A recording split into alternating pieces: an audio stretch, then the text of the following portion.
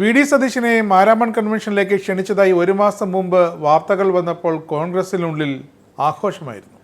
കാരണം ഏറെക്കാലത്തെ ഇടവേളയ്ക്ക് ശേഷമാണ് ഒരു രാഷ്ട്രീയ നേതാവിനെ കൺവെൻഷനിൽ പ്രസംഗിക്കാൻ ക്ഷണിച്ചത് എന്ന് തന്നെ. ക്രൈസ്തവ സഭകൾ മൊത്തത്തിൽ കോൺഗ്രസിനെ പിന്തുണച്ചു തുടങ്ങി. അത് പ്രതിപക്ഷത്തിന് വരുന്ന തിരഞ്ഞെടുപ്പുകളിൽ നല്ല കാലത്തിൻ്റെ തുടക്കമെന്നൊക്കെയാണ് കോൺഗ്രസ്സുകാർ പറഞ്ഞു വരുത്തിയതും കോൺഗ്രസ് അനുകൂല മാധ്യമങ്ങൾ എഴുതി തള്ളിയതും. അതിന് പിന്നാലെ രമേശ് ചെന്നിത്തല ഇറങ്ങി NSS, SNDP തുടങ്ങി വായനാശാലകളുടെ വരെ ഉദ്ഘാടനം ഏറ്റെടുത്ത് സമാന്തരമായി മുന്നോട്ട് പോയി.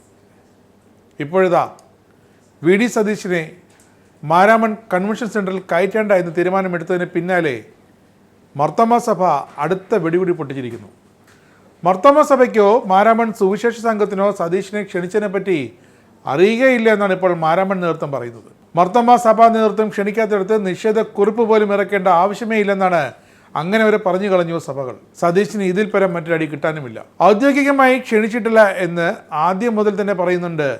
അതുകൊണ്ട് തന്നെ വി.ഡി. സതീശനെ ക്ഷണിക്കാത്തടുത്ത് എന്തിനു തങ്ങൾ നിഷേധക്കുറിപ്പ് ഇറക്കണമെന്നാണ് മർത്തോമാ സഭയ്ക്ക് വേണ്ടി റവറൻറ്റ് എബി കെ ജോഷു പറയുന്നത്. സതീശനെ കൺവെൻഷനിലേക്ക് ക്ഷണിച്ചതായി സഭയ്ക്കോ സുവിശേഷ സംഘത്തിനോ അറിവില്ലെന്നാണ് ഇപ്പോൾ മർത്തോമാ സഭാ നേതൃത്വം പറയുന്നത്. പ്രതിപക്ഷ നേതാവിൻ്റെ ഓഫീസിൽ നിന്നും തങ്ങൾ ക്ഷണിച്ചു എന്ന് പറഞ്ഞിട്ടുണ്ടെങ്കിൽ അത് അവരോട് തന്നെ ചോദിക്കണമെന്നും സഭാ നേതൃത്വം പറയുന്നു. ആരൊക്കെയാണ് മാരാമൺ കൺവെൻഷൻ്റെ യുവജന വേദിയിൽ പങ്കെടുക്കുന്നതിനെപ്പറ്റി അന്തിമ പട്ടിക ഇതുവരെ ആയിട്ടില്ലെന്നാണ് ഇപ്പോൾ കൺവെൻഷൻ അധികൃതർ പറയുന്നത്.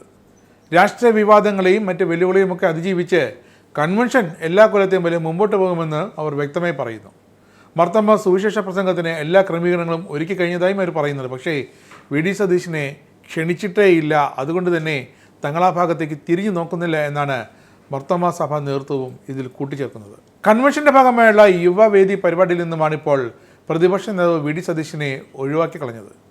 മതിയായ കൂടിയാലോചനയില്ലാതെ സതീശനെ വേദിയിലേക്ക് ക്ഷണിച്ചതിൽ മർത്തോമാ സഭയ്ക്കുള്ളിൽ അഭിപ്രായ വ്യത്യാസമുണ്ടായത്. കാരണം ഇതേറെ വാർത്തയായത് എത്രയോ കാലത്തിന് ശേഷം ഒരു രാഷ്ട്രീയ നേതാവിനെ, അതും കോൺഗ്രസിനുള്ളിൽ നിന്നുള്ള നേതാവിനെ മർത്തോമാ സഭയുടെ മാരാമൺ കൺവെൻഷനിൽ പ്രസംഗിക്കാൻ വിളിച്ചു എന്നതാണ് ആ വാർത്തയിലെ പ്രത്യേകത. സഭയ്ക്കുള്ളിലെ കൺവെൻഷൻ നടത്തുന്ന ഒരു വിഭാഗത്തിൻ്റെ എതിർപ്പ് മൂലമാണ് വി.ഡി. സതീശനെ ഒഴിവാക്കിയതെന്ന് ഒരു ഭാഗത്ത് വ്യക്തമാണ്. ഫെബ്രുവരി 15-ന് വി.ഡി. സതീശനില്ലാതെ തന്നെ കൺവെൻഷൻ നടക്കും. വി.ഡി. സതീശനെ ആദ്യം ക്ഷണിക്കുകയും പിന്നെ ക്ഷണിച്ചിട്ടേ ഇല്ല എന്ന് സഭ പറയുമ്പോൾ അതിലും ഒരു കോൺഗ്രസ് ഇടപെടലിൻ്റെ മണമുണ്ടാവും. കോൺഗ്രസിനുള്ളിലുണ്ട് നിരവധി ക്രൈസ്തവ നേതാക്കൾ. A.K. ആന്റണി മുതൽ ആന്റണി വഴി ബെന്നി ബെഹനാൻ വഴി ചാണ്ടി ഉമ്മനടക്കം വിവിധ ക്രൈസ്തവ സഭകളെ പ്രതിദാനം ചെയ്യുന്ന മുതിർന്ന കോൺഗ്രസ് നേതാക്കൾ.